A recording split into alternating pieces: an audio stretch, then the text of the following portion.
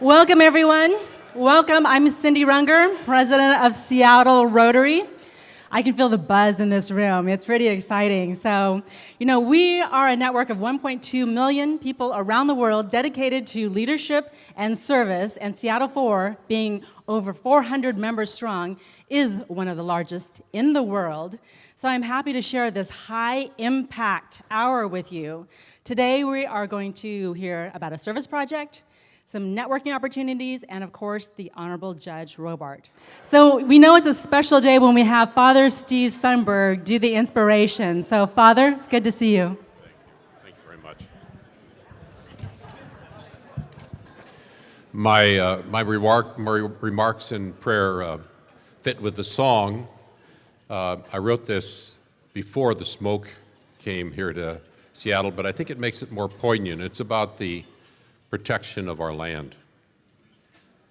I hope that each of us has been and is enjoying this summer, whether here in our Northwest or in other favorite places by water or mountains, fields, valleys, oceans, lakes, in our country or in others.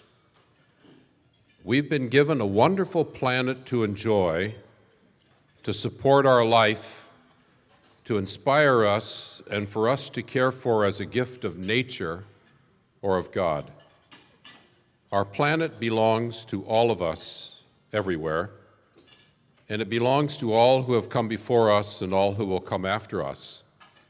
So let us pray. We recognize before God or before whoever we hold holy that our very life is part of the life of this planet and it depends on it. We thank you, Holy One, for this life-giving and shared gift. Out of gratitude to you and of care for others, we ask for the insight and the courage to protect our earth, to choose its life rather than its destruction and our own. Give us the humility to hold our planet in trust, that we might give to others what we most wondrously have been given. Amen. Thank you. Thank you. And now to introduce our main speaker is Paul Suzman. And after Judge Robart speaks, there'll be time for Q&A. So Paul Suzman is a longtime member of Seattle 4 Rotary. And so, like so many here, he is sponsored by Her Bridge. Paul commented that when Her wanted you to do something, it was always for the good, seldom a request, and that resistance was useless. Paul is a founding member of Office Lease, the first commercial real estate firm on the West Coast to embrace the concept of tenant representation, something he does for this day for many of the region's finest companies. I'm sure with his quick smile, soft-spoken charm, and savvy negotiating skills, many of his negotiating opponents find that with him, resistance is useless. So please welcome Paul Suzman. Thanks, Cindy.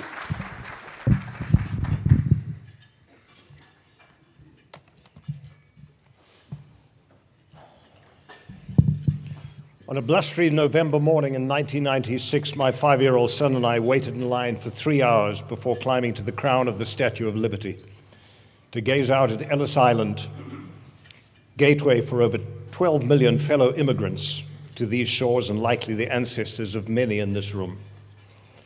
The minority-ruled apartheid-era South Africa in which I came of age was an introvert, racially fragmented, authoritarian society obsessed with homeland security.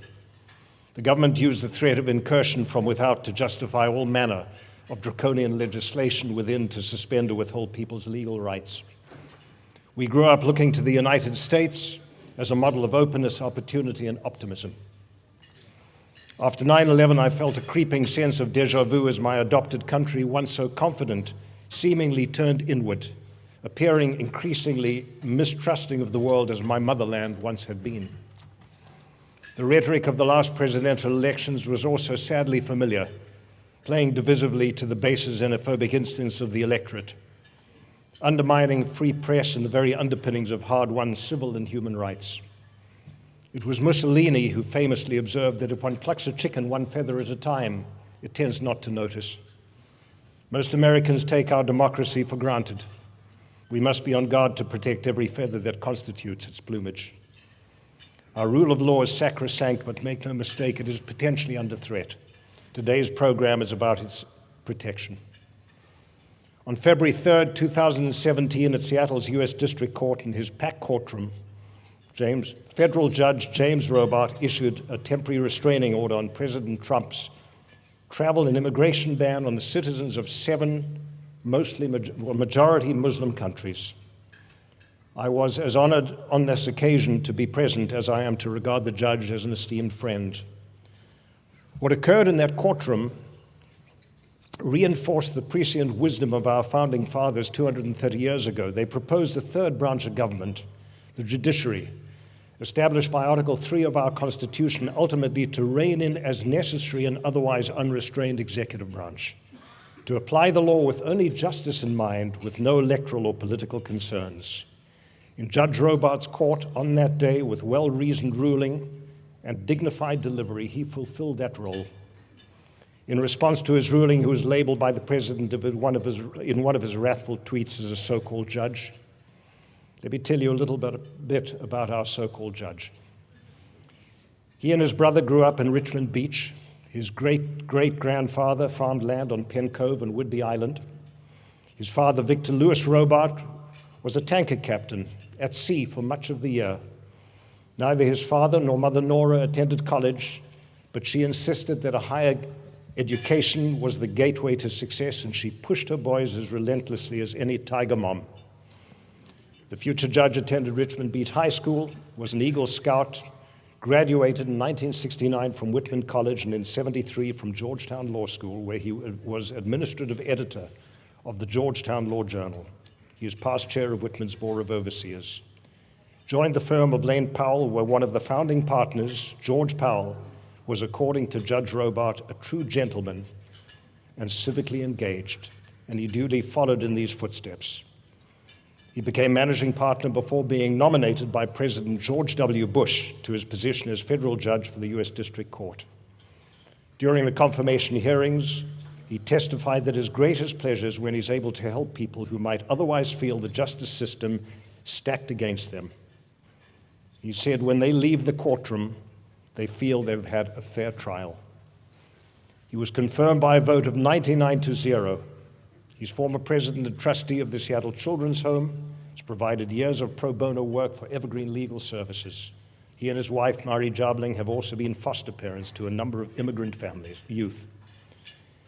In his time off, we're not ruling on complex legal cases, including police department oversight and Microsoft versus Motorola. Judge Robart transforms into a hanging judge and metes out summary justice, usually death sentences, to various species of mostly Canadian salmon. The inscription at the base of our Statue of Liberty includes these words: "Here at our sunset gates shall stand a mighty woman with a torch whose flame is imprisoned lightning, and whose name is Mother of Freedom." With stewards such as Judge Robart of our country's laws, the Mother of Freedom may yet stand tall. Please help me welcome to the podium a gentle man who is civically engaged.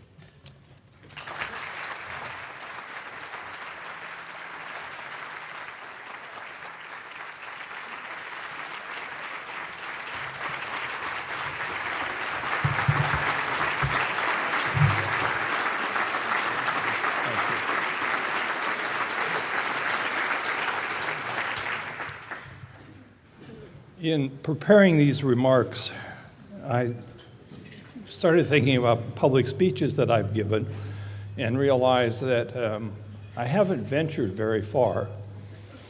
I can tell you that my first public speech was part of a merit badge I was earning in the Boy Scouts in my effort to become an Eagle Scout. I spoke to the Monroe, Washington Rotary. 1962. 2018, I'm back. What I remember of that more than anything else was, at the end, someone who looked remarkably like Miss Tweedy, my elementary school teacher, came up and said, "Young man, Irregardless is not a word.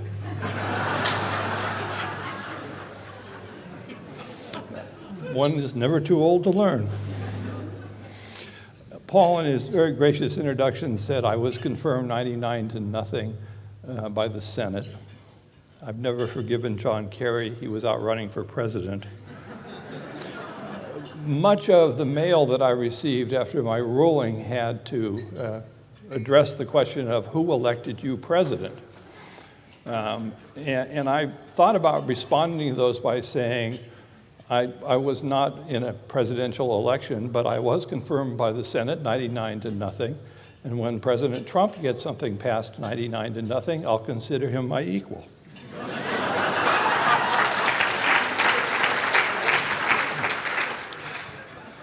I have been given the rather daunting task of covering Executive Orders 1, 2, and 3, which I think everyone shorthands to travel bans of version 1.0, version 2.0, and 3.0 in 25 minutes.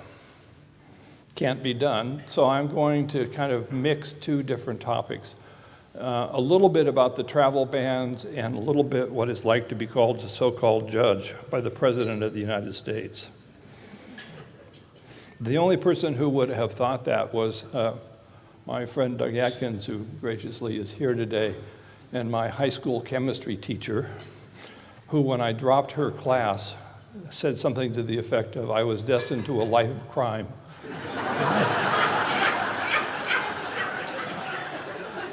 I don't think she appreciated that I was going to be on the judge side of a life of crime. If I take you back to January of 2017, I think if you close your eyes, you'll remember the headlines, you'll remember the news stories, you'll remember the scenes at the airport. That's Travel Ban 1.0. It suspends immigration from 7 countries. They have in common that they are more than 90% Muslim, and none of them have been linked to any terrorist activity in the United States. It's chaos. It's just absolute chaos.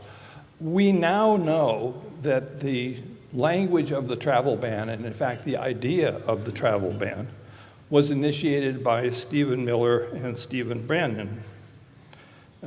It was not reviewed, I stress not reviewed, in fact not revealed to the Justice Department, the State Department, the Department of Homeland Security, the Defense Department, or the Travel Security Administration. So when you see that famous photograph of President Trump holding up the leather folder and saying, you know, I've just signed this executive order, it was news to them.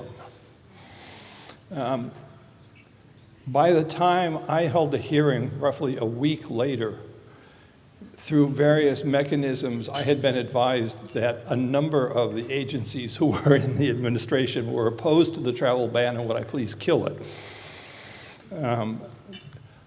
That's not what my job is. My job is to review things for their constitutionality and their compliance with the law. We don't get into the question of is it good policy or not. Normally, when you review a piece of presidential executive order or a piece of legislation, you have a fairly simple job. You need to divine if there's a rational basis for this particular action, and is it serving some kind of a public interest. One would surmise from the fact that the president signed this on a Friday afternoon, that by the following Monday, when Attorney General Rob Ferguson files in federal court over 100 pages of pleadings, that he may have been getting ready for a while.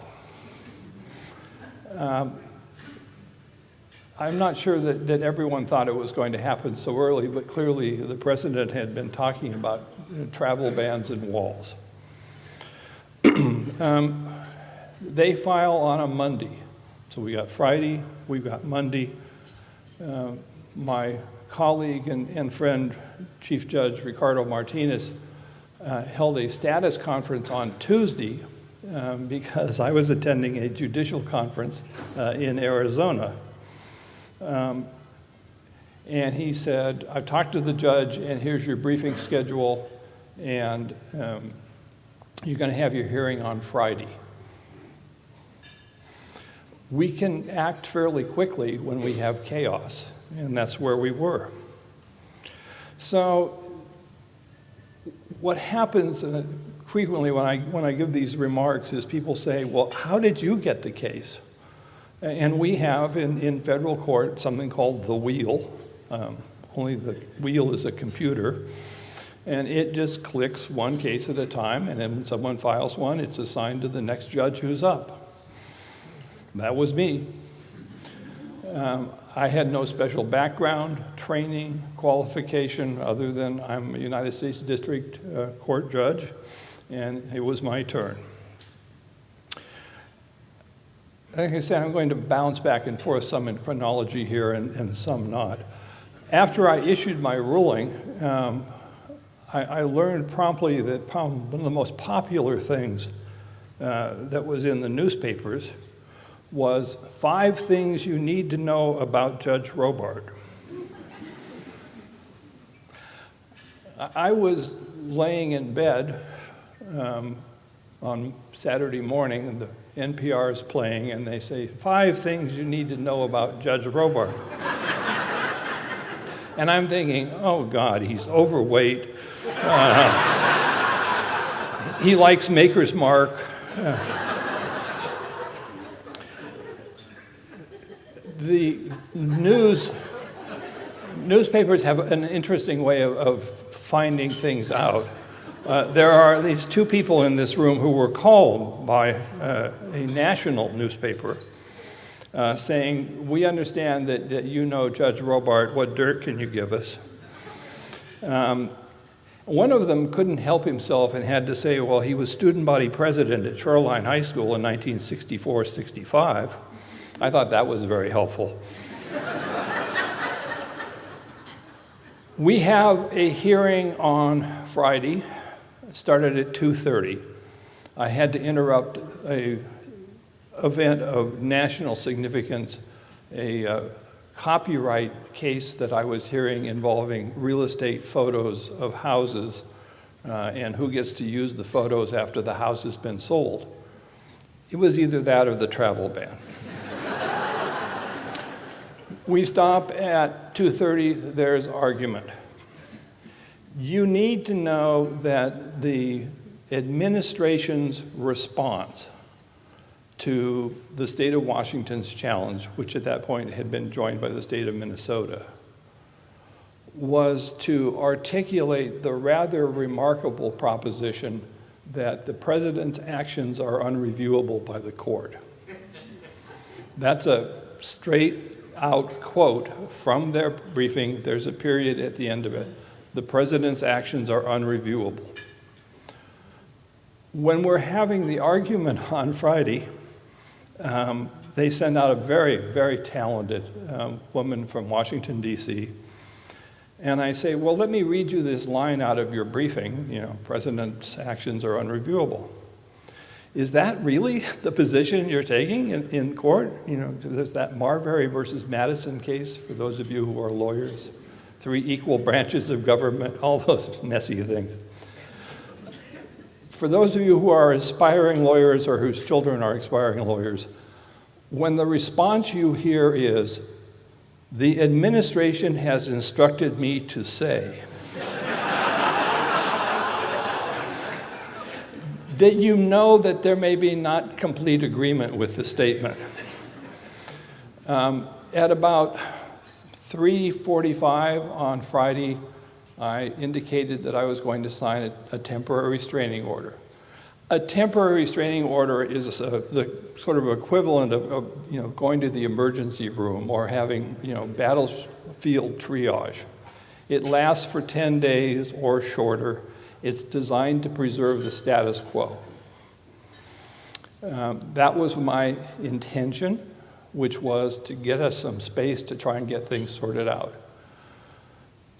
There are reports, pretty well documented reports that people who had US passports were being denied re-entry into the United States. These are citizens just like you and me, were being denied entry into the United States because they were flying from one of these countries, or they held dual citizenship with one of these countries, or the TSA agent didn't like them. It was a mess, and part of it was, when you just sort of hatch this thing and throw it out there, there's no guidance to people, and as much as I respect the TSA, you really just can't tell them, do whatever you want. It's just not a good way to run it. I ruled. I said I was going to issue a written order. I went back out to the pressing matter of the jury instructions in the real estate photograph copyright case. We went till about 5 o'clock, and at 5 o'clock I went back into my chambers. You could tell that something was wrong because everyone was sitting there looking rather shell-shocked. And I said, well, what's the problem? And they said, the phones are down, the internet's down, we just don't know, anything further to do. We had received so many email messages in basically about an hour and 15 minutes that it filled up our storage capacity. The voicemail system was filled to capacity. It was news to any of us. It then transfers to Washington, D.C., who has an emergency voicemail system. It filled to capacity and it shut it down.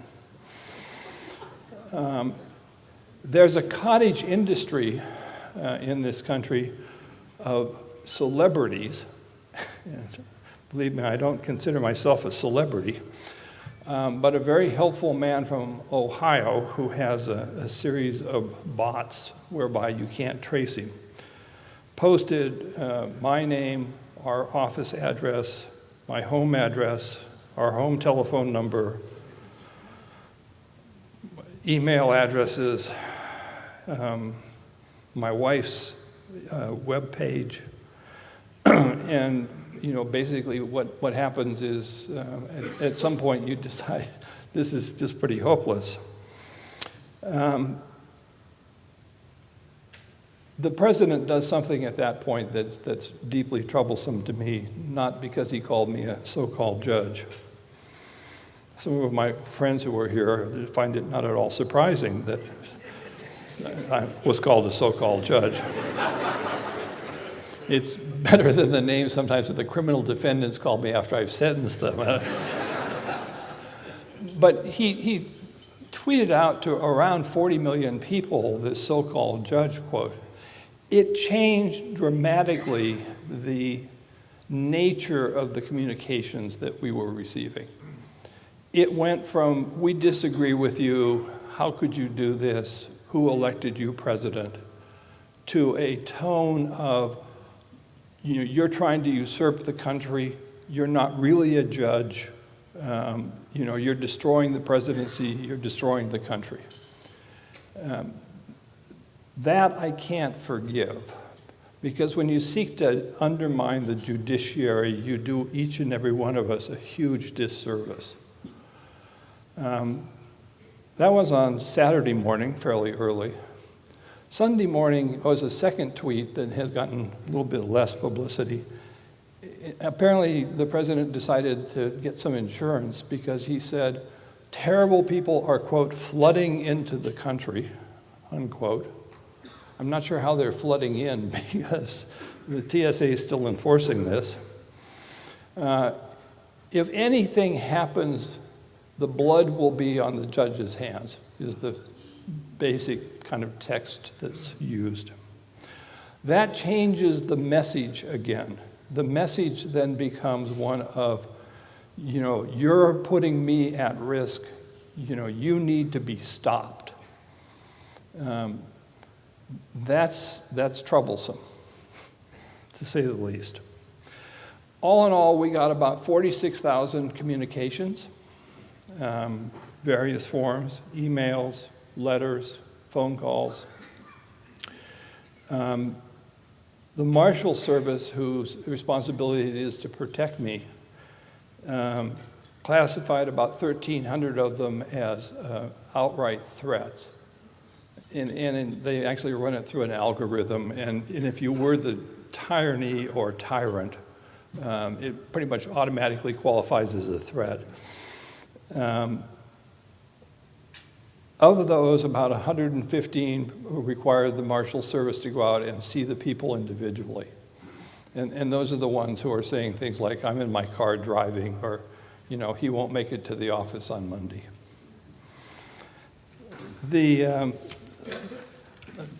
I got in trouble for saying this once, but it's true. Because this is all in a database, you can search the database. The most common statement made in response to my ruling by someone who was critical of it was, and I quote, "I'm not going to vote for you when you run for re-election."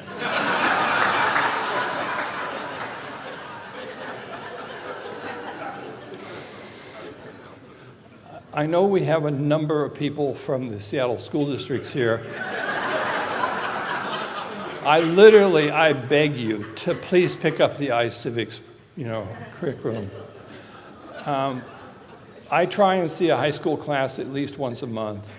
I have some questions. I ask them, how many amendments are in the Bill of Rights? They think it's the NBA playoffs, 5-4. I mean, but one of my favorites is, can you name the 3 branches of government? And they say, every hand goes up, and they say, the President, the Senate, and the House. We have raised a generation of people who don't take civics over the objection to my friends here. As a result, they just don't, they lack any comprehension of how the federal government is supposed to work. Back to real time, the government appeals my ruling to the Ninth Circuit. They hold an immediate hearing, and about 14 days after I ruled, they ruled, and they said, you know what, it was just fine. And that's where it stayed for quite a while. They did, however, do one thing that surprised me, which was they took my temporary restraining order, which is going to run for 10 days, and they make it a preliminary injunction, which will run potentially forever. And they said, well, you already stopped it, so why don't we just continue that? The same argument is made in the Court of Appeals. The president's action is unreviewable. And I think we finally have ended that one, but who knows? And instead, actually shortly before it expires, even though it's been enjoined, it had a time frame on it, the president issues travel ban number 2. It suspends immigration from 6 countries. Iraq was taken off the list, and it was taken off the list at the insistence of the Defense Department. In both Iraq and in Afghanistan, the Defense Department employs translators, intelligence, all kinds of people, and they offer them American access to the United States to come in on a green card and a path to citizenship. And they didn't take kindly to the notion that we were no longer going to admit people from those countries after they had made that promise. So Iraq disappears. There's going to be a huge fight, and I'm going to run out of time before I can tell you all of the details of it, in which they have to decide if the president's prior statements about Islam are to be credited in evaluation of the executive orders. There's a third executive order when the second one is enjoined. I think surprised a lot of people by saying I think they finally got it right this time. Not right that it's good policy, because that's not my job, but right, I think that it can pass legal muster. It turns on the interesting question of the president's campaign speech, in which he says, I'm going to prohibit any entry of Muslim people into the United States. Do you credit that for a policy that carries it out? Or do you accept the notion, as is written there, that, well, we've done this exhaustive search and we've determined that these various countries lack sufficient credibility for their travel documents and they're hotbeds of terrorism? That was persuasive to the Supreme Court. I actually did not use any of the president's pre-election as president remarks, because you make a policy choice when you have my job. Do you want people to know what this person's thinking, or do you want them to hide it? Or do you say, okay, you can say whatever you want during your run-up to the election, but, tough luck. You're going to get, if you do something afterwards, you're going to have to justify it. The Supreme Court opinion is quite disappointing to me, in part because they kind of divided the baby, using the biblical phrase. Only it was about 25%, 75%. They wrote, any rule of constitutional law that would inhibit the flexibility of the president to respond to changing world conditions should be adopted only with the greatest caution, and inquiry into matters of national security is highly constrained. Well, that preserves this ability for the judicial system to evaluate presidential action, but it also says as long as there is any valid reason that they can find to say this is why we're doing it, that it will pass muster. There's a heated dissent from both Justice Sotomayor and Justice Ginsburg. The majority opinion is written by Chief Justice Roberts, who has had as a hallmark that he has tried to keep peace among the justices. His has got a rather nasty tone in a couple of places. I suspect in part because he was reading Sotomayor's and Ginsburg's dissents, and they're pretty bare knuckles. And I'm sorry to see the Supreme Court getting to that point where they're fighting with each other. I don't really want to say much more about the Supreme Court because I've still got this case. It went back to the Ninth Circuit and they're going to remand it to me. After the first executive order was withdrawn and the second executive order was withdrawn, there was a third executive order, as I mentioned. That's the one that the Supreme Court decided, and it's now working its way back down to us, and we're supposed to enforce the Supreme Court's opinion. So you'll have to invite me back to find out what the ultimate end is, but I think it's pretty clear. So I'd leave you with the following two requests, and then I'm happy to take questions. First, I'm really serious about this civics question. Sandra Day O'Connor has championed this position. Justice Bridge was another person who was very active in this, wherever she's seated. And I'm very honored that you and John are here. And then second, I know that the question of judicial review of presidential action is not something that you go home and talk about with your spouse every night. But I think it's important in the same context that we were talking about earlier. If you don't have someone who is a check on the president, then you've got a real problem because you no longer have a democracy. I know that there are people here who violently disagree with my reasoning.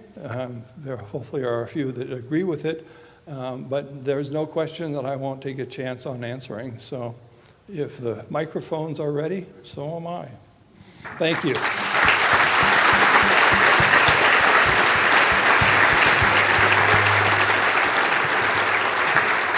We have our first question here.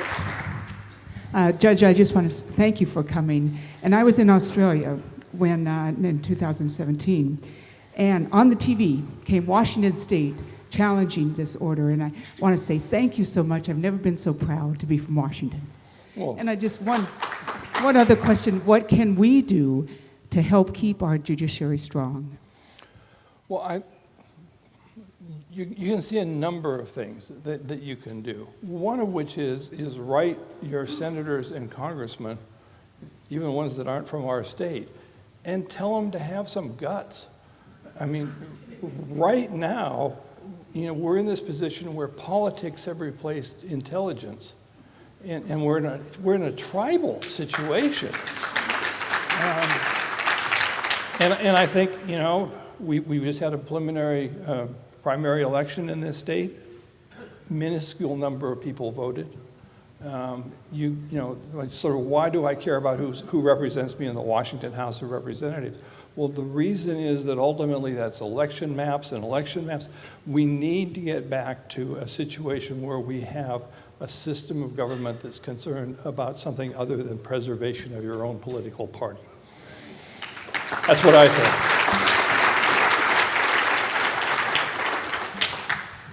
Any other questions? Yes, sir. Hi, thanks for being here. Would you comment on the statement that we really need to be concerned about the way the press is being handled by the White House in terms of its role in a democracy? Well, I will draw an analogy to what has happened to the judiciary, which is the campaign. I mean, Chief Best is, I'm sure, very appreciative of this. I appeared on a panel in the FBI. If you're a managing director of an office, that's a big deal. And I was with the managing director of the FBI offices in Texas. And he said, I can't believe that the President of the United States is saying things like the FBI is a bunch of thugs and they can't be trusted. And the CIA and the National Security Agency don't know what they're doing. You undermine the confidence. And the president has a unique ability to speak to somewhere between 40 and 43% of this country, who is just, what was his phrase? I can commit murder on Fifth Avenue and no one will care. That's just such a power to have. And when you exercise it by undermining the very pillars of our democracy, law enforcement, the government, the judiciary, your opposing party, and the press. Because the press, at this point, the whole concept of fake news is just not something, or alternative facts are just not things that I understand.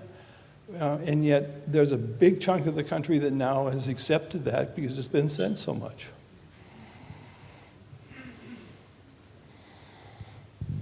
Sir, why don't you Back stand? here. Yes.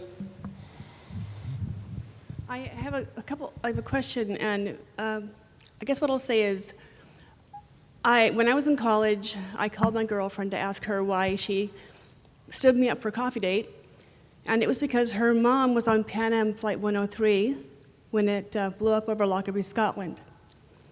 So I will say that my interest in chasing down the bad guys, keeping them out of the country, began long before 9/11, and has been an interest of mine before, regardless of who's in the White House.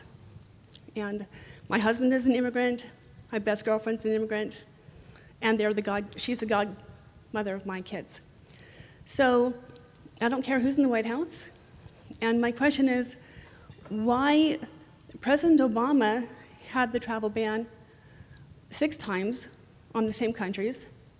Clinton did it 6 times, Bush did it 6 times, Reagan did it 4 times. So why, curiously, all of a sudden is it a bad deal when Trump does it? That's a good question, and I have a simple answer that most people don't appreciate.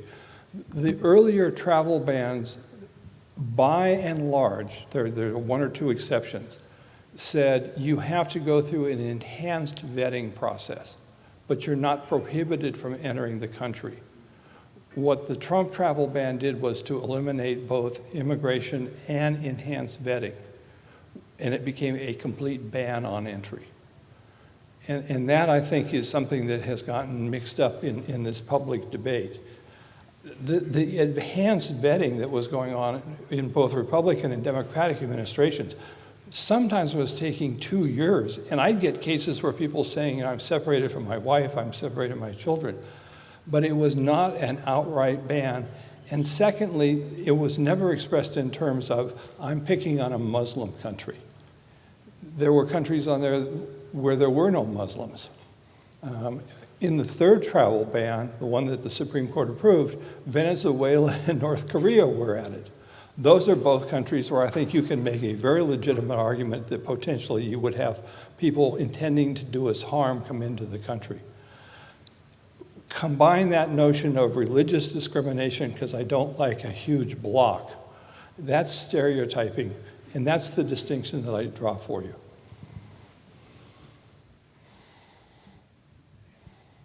One last question. Wherever it is. Thank you so much, Judge, for being here this afternoon. I know, stand up. Hi. Hi, all of you. As a Seattle Public School administrator in an alternative high school where our students are amazing social activists, what advice would you want me to take back to them besides learning civics as far as what they can do in the confusion of everything that's going on? What one thing would you like me to tell them this upcoming school year? My themes would be become educated. A lot of the people who wrote the most embarrassing letters, their spelling was bad. They were siloed down for a source. They wouldn't even listen to Fox News because it wasn't conservative enough. So become informed. Try, sample various things. I'm a big proponent of free speech. It bothers me that we're saying you're not going to allow conservative speakers on campus. I think people deserve to hear and make up their own minds. So become informed, then do something about it. You don't have to act illegally. I think it's counterproductive to do so because it scares away people who might actually be your allies. But stay active.